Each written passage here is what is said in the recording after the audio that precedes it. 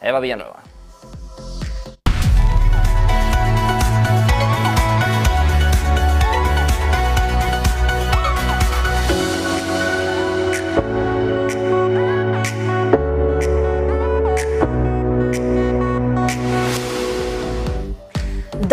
Y 6 minutos de la mañana, 11 y 6 en Canarias, y avanzamos este viernes 21 de julio en el que, por supuesto, termina una jornada, una semana de negociación y, por supuesto, llega ese tiempo de descuento, por lo que está por venir la semana próxima. Jerome Powell y Lagarde, que van a hablar en esas últimas reuniones de política monetaria de la FED y del Banco Central Europeo, antes de volver a verse las caras en esa sesión relajada de Jackson Hole, en el que veremos a los gobernadores de los bancos centrales este verano. Eso será en agosto, la semana próxima será la cita con la política monetaria, que aún así en el caso de del Banco de Inglaterra tendremos que esperar a la primera semana de agosto para ver cuál es su diagnóstico. Con todo, a la cita va a llegar el pulso de la economía británica y esta mañana sorpresa positiva. También esta semana la inflación del Reino Unido sorprendía con una moderación mayor de lo esperado y hoy las ventas del sector minorista han crecido un 0,7% durante el mes de junio por el tirón de los grandes almacenes y de las tiendas de muebles, según ha informado la Oficina Nacional de Estadísticas. Un repunte mayor de lo esperado porque las previsiones además apuntaban a crecimiento, pero una décima inferior, en línea con la caída del consumo que se ha visto en supermercados y otros establecimientos alimentarios. Por lo tanto, importante cómo se va tomando el pulso de la realidad macroeconómica y ese pulso donde se está viendo cómo esas ventas crecen con fuerza, con la recuperación de la venta de alimentos tras el efecto de las festividades de mayo y gracias al buen clima, mientras que las tiendas de muebles también han tenido un buen mes de junio. Sin ninguna duda, los datos son esos grandes pilares que se van a analizar día a día en el devenir de las economías, y la política monetaria llegará la semana que viene. En ese contexto y pendientes de todo lo que está por venir, tanto en la macro como en el espacio geoeconómico, estamos asistiendo a lo que está siendo la evolución de las bolsas, mientras vemos como hoy en el tiempo real se está anticipando un inicio de sesión en Wall Street con movimientos moderados, con movimientos además del entorno del 0,30%, sobre todo si miramos al más vapuleado de la jornada de ayer, que era el Nasdaq. Pero importante hoy va a ser mirar al Dow Jones, al índice de industriales, que ayer avanzaba un 0,47%, pero más allá de su puntuación en la jornada de ayer, está notándose 9 jornadas consecutivas de ganancias en lo que ha sido la mayor racha alcista que se anotaba desde 2017, y con unos mercados que empiezan a esperar, donde empiezan a temer dónde va a estar el techo, mientras sigue esa ronda alcista. Como decimos, el Dow Jones, que se apoyaba ayer en el comportamiento de los resultados de Johnson & Johnson, que le ayudaban a subir, mientras que el S&P y el Nasdaq se veían golpeados por esa tecnología que ayer le daba ese varapalo y ese dolor de cabeza a esos índices rectores de la bolsa en Wall Street. Pero bien, ¿qué está por venir? Ahí es donde está el mayor punto de atención y es donde a esta hora empiezan a sentirse los temores, las dudas, y los informes cobran cada día más relevancia. Pues bien, pendientes de ese asunto importante, lo que en las últimas horas ha publicado Goldman Sachs, que asegura que la inteligencia artificial puede llevar a un crash bursátil como el de 1929 y 2001. ¿Y en qué se agarra? En el comportamiento de la bolsa. Tampoco es nada extraño. Sus expertos aseguran que el mercado, que el S&P 500 ya se está pasando de frenada al anticipar esas futuras consecuencias positivas para las empresas que puede llevar esa inteligencia artificial generativa que ha dado la vuelta al mercado con el arranque de este año. Según ese controvertido informe, el índice S&P 500 se está revalorizando un 19% en el año, impulsados por esas tecnológicas, y los autores creen que, según lo que se ve, huele mucho a lo que ya pasó en el pasado, sobre todo si miramos cómo con esa revalorización recuerda, dice, la experiencia de los años 90, cuando entonces, los de más edad lo podemos recordar, rápidamente el mercado establecía una prima en el precio de muchos sectores vinculados a la tecnología. Una subida libre que acabó con el pinchazo de la burbuja del año 2001, la burbuja de las tecnológicas, la burbuja de las .com. Pues bien, ahora, según sus cálculos, los incrementos de productividad gracias a la inteligencia artificial justificarían subidas de bolsas de entre el 10 y el 15%. Pero Goldman recuerda que en esos otros dos periodos históricos, donde una innovación llevó a grandes productivos la expansión de la electricidad o el despliegue de Internet, la bolsa fue más allá de lo que indicaban la prudencia, lo sensato, y al descontar esos beneficios mayores de los que luego fueron plasmados en la realidad, se produjo aquellos crash bursátil de 1929 y el citado el pinchazo de 2001. Comenzamos.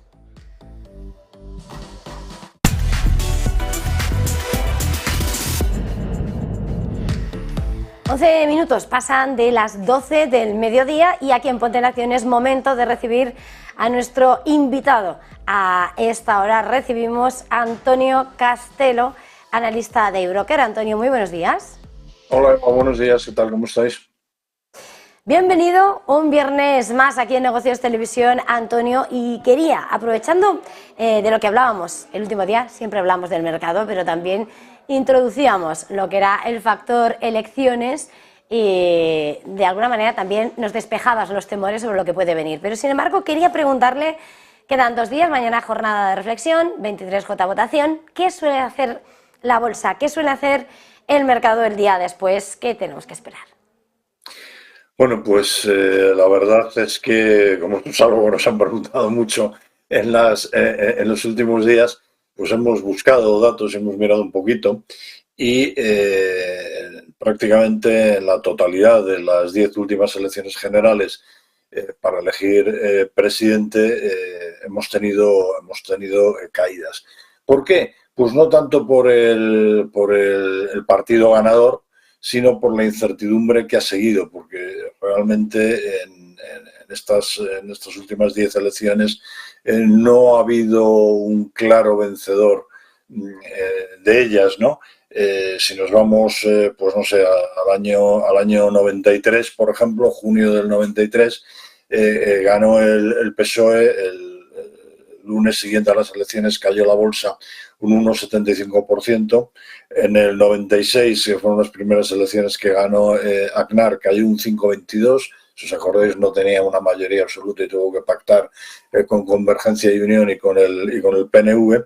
Lo mismo ocurrió en las elecciones del 2000, la bolsa cayó un 1,23%. Y bueno, y así sucesivamente, ¿no? Cuando ganó Zapatero en el año en 2004, la bolsa cayó un 4,15%. Bueno, no hemos tenido unos buenos resultados en la bolsa el día inmediatamente después de la celebración de las elecciones generales. Pero como te digo, yo creo que esto no hay que buscarlo tanto en los partidos políticos, sino en la incertidumbre que se genera al no haber una mayoría absoluta clara, ¿no? Y luego también otra cosa que comentamos, yo creo, en días anteriores, y es que por encima de lo que tengamos aquí en España, del gobierno que tengamos, lo que tenemos son los organismos en Europa que son los que van a marcar las pautas, los que van a decir, y ya nos han dicho, nos han dado un toque, que a partir de enero de 2024 habrá que reducir el déficit y que habrá que reducir deuda, y entonces pues habrá que reducirlo, da lo mismo el gobierno del signo político que tengamos. Más allá de lo que está por venir y sabiendo cómo tenemos que seguir el libro de Europa, Antonio, quería poner la mirada sobre los números, los libros que ya están puestos sobre las mesas, las cuentas de algunos protagonistas que ya tenemos en el mercado. Ha comenzado la campaña de presentación de resultados en España. Ayer lo hacía Bankinter, el primer banco. Hoy hemos podido además hablar con su director financiero. Pero también hoy entre los protagonistas del día tenemos a títulos como Logista o también tenemos a Línea Directa. Precisamente, empezando por Línea Directa, que comenzaba con un tímido recorte, pero a esta hora sube un 1,18% en el mercado continuo. Quería preguntarte por la aseguradora y por, de alguna manera, anticipando también de cara a la próxima confesión de otras aseguradoras como es Mapfre. ¿Cómo ves a Línea Directa los resultados que ha presentado hoy además. Bueno, si me permites, quizás vamos a hacer una pequeña introducción de lo que se suponía que íbamos a tener este año para las compañías aseguradoras, con unos tipos de interés creciendo, ¿no? Y esto en principio pues pensábamos que iba a ser bueno, especialmente para aquellas compañías que centran sus negocios en seguros de vida o en primas asociadas a productos de inversión. Les venía bien la subida de tipos, ¿no?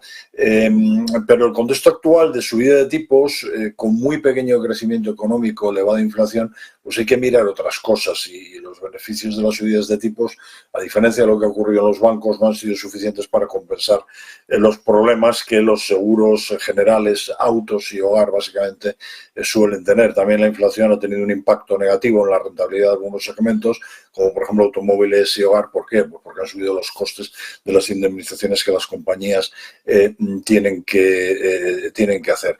Entonces, la prioridad de las compañías de seguros es tener una cartera de clientes que sea rentable. Deben de centrarse más en aumentar las primas que apostar por captación de nuevos clientes sin dañar la cartera y tratando de mejorar la eficiencia del ratio de costes, ¿no? Intentar reducirlo para compensar un ratio mayor sinistral por la inflación, los costes mayores que genera la inflación, y todo esto además manteniendo niveles de solvencia que le permitan pagar dividendo. Con este panorama, y empezamos un poco por lo que pasará la semana que viene, por Mapfre, ¿no? Es una de las tres cotizadas que es la que mejor lo ha hecho este año, pero es que apenas avanza.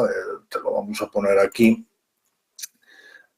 Tenemos aquí el gráfico de Mapfre y vemos que bueno, Mapfre en lo que va de año apenas sube un 0,80%, ¿no? Es un rendimiento muy pobre comparado con el de otros activos financieros. Un año que este primer semestre con las bolsas han comportado bastante bien, pero claro, mucho peor es lo de Línea Directa, que se deja un porcentaje. Bueno, lo tengo aquí en el entorno aquí lo tenemos, sí, un 18%, y bueno, la otra compañía cotizada, que es Catalana de Occidente, pues se deja en el entorno del 5 o 6%, ¿no? 5%, aquí lo tenemos. Entonces, de las tres aseguradoras cotizando, Mapfre es la que tiene una actividad más diversificada, y los analistas coinciden que habrá que prestar atención a la evolución de sus márgenes, que están bajando. Se ha visto cómo vienen disminuyendo, ¿no? A su favor tiene que cotiza con unos múltiplos muy atractivos y que tiene una buena rentabilidad por dividendo, y bueno, que está cotizando con un descuento del 20% prácticamente respecto a su precio objetivo que le da el consensus de mercado. Línea Directa, que es la que ha publicado resultados hoy, que me preguntabas, tiene dos líneas de negocio que son las más importantes para ellos, autos y hogar, pero están muy impactadas por los aspectos negativos que hemos mencionado en la introducción, ¿no? Ha presentado unos resultados del segundo trimestre que, bueno, pues los podemos calificar como débiles y que reflejan esta situación complicada que describimos al principio, ¿no? En autos han crecido el volumen de las primas, pero el número de clientes se ha reducido, previsible por la subida de precios que está llevando la compañía y que refleja pues ese problema que hemos dicho antes. En hogar se ha mantenido también positivos en cuanto al crecimiento de las primas, pero se ve que se ralentiza respecto a trimestres anteriores, y en el segmento de salud, que es donde tienen menor actividad porque es más nuevo para ellos, pues bueno, se desacelera el crecimiento en ingresos. ¿Por qué? Pues por la complicada situación económica y sobre todo por la alta competencia del sector en España, ¿no? Con todo el ratio de solvencia que han publicado es bueno, es un 186% frente a un 183% del segundo trimestre del año anterior, ¿no? Bueno, Línea Directa está cotizando con un descuento de apenas el 8% 6% ahora mismo respecto al precio objetivo que le marcan los analistas. Y bueno, como aquí en el gráfico, pues lo tiene ciertamente complicado, ¿no? Y quizás pues la que nos queda, que es Catalana de Occidente, que es la más pequeña, es una compañía que les gusta bastante a los analistas en el sentido de que es bastante previsible a la hora de dar resultados, no da grandes sorpresas ni en ingresos ni en beneficios, y es un valor que está cotizando muy por debajo de su precio objetivo en el mercado, está con un descuento del 65%, y por lo tanto quizás de las tres, aunque Mafre es la más grande y la más diversificada, Catalana de Occidente quizás es la que podría tener un mejor tirón para lo que queda de ejercicio, ¿no? Quiero recordar, presentar resultados también el viernes de la semana que viene, igual que Mafre. Las aseguradoras muy cerquita de lo que es el sistema financiero bancario. Ayer Bankinter presentaba resultados creciendo en todos esos márgenes, antesala de lo que está por venir. Hablaba, ¿no?, cómo se restringe el crédito dentro de lo normal, no teme la morosidad. ¿Cómo ves en este punto al sector bancario? ¿Cómo has visto las cuentas de Bankinter y qué esperas? Pues vamos a ver, las cuentas de Bankinter a mí me parece que han sido realmente excelentes, ¿no? Habéis tenido, me parece que te he escuchado antes a Jacobo Díaz, a su director financiero, que conozco muy bien de hace muchos años. Yo creo que Bankinter es un banco que está excelentemente bien gestionado, probablemente el banco mejor gestionado de España y seguro uno de los mejores gestionados de Europa. Y lo que yo no termino muy bien de ver y de saber es qué es lo que le ocurre al mercado con Bankinter, ¿no? Porque, bueno, pues con los resultados que publicó ayer, quizás es como para que su cotización hubiera hecho algo diferente a lo que hizo. Pero bueno, el mercado es soberano y el mercado sabe qué es lo que hace y no tenemos mucho más que decir. Del resto de los bancos, pues bueno, yo creo en general lo que vemos son beneficios crecientes en un entorno de subida de tipos. Podemos ver en algunos casos caída de los volúmenes dentro del balance. Ayer no lo vimos así en Bankinter, o sea, lo hizo mejor de lo que podíamos esperar en este sentido. Se mantiene la calidad de los activos, el ratio de mora pues está bastante contenido a nivel de sector, Bankinter lo tiene más contenido. Y bueno, pues de los grandes bancos, lo que más o menos espera el consenso es que Santander y BBV mejoren en el entorno de un 10% sus resultados. Santander va a tener que hacer alguna provisión por alguna sentencia negativa que ha tenido en Brasil, pero que la puede compensar con algunas ventas que ha hecho. BBVA va a seguir estando soportado sus resultados por su filial de México, y esto pues va a compensar la posible caída que pueda tener en Turquía. Dentro de la banca doméstica, Sabadell yo creo que lo va a seguir haciendo también muy bien.